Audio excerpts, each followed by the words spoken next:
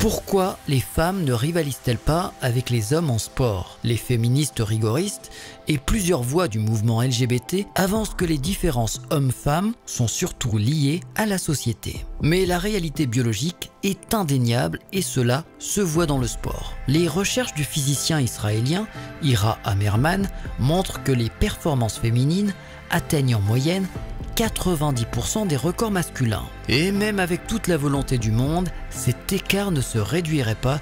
Voici 3 raisons biologiques qui l'expliquent.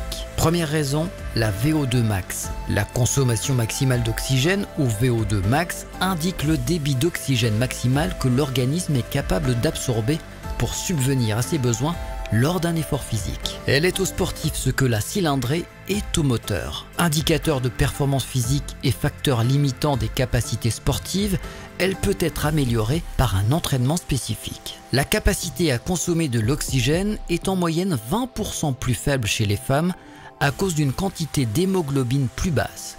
Résultat, moins d'énergie disponible pour l'effort. Deuxième raison, la masse musculaire. Les hommes possèdent 35% de masse musculaire contre 28% chez les femmes avec une masse grasse moindre. Plus de muscles, plus de force, plus de puissance. Troisième raison, la fréquence cardiaque maximale. Bien que plus élevée chez les femmes, elles l'atteignent à des vitesses plus faibles que les hommes, montrant une limite physiologique. Ces différences ne sont pas une question de pression sociale, mais bien de biologie. Si on mélangeait les catégories sportives, les podiums masculins seraient presque systématiques. N'en déplaise aux féministes et au mouvement LGBT. Alors, pourquoi tant de débats sur une réalité aussi évidente? Vous pouvez retrouver l'intégralité de cet article sur l'équipe.fr. Si tu as regardé la vidéo jusqu'au bout, n'hésite pas à écrire en commentaire « Homme, femme, mode d'emploi ».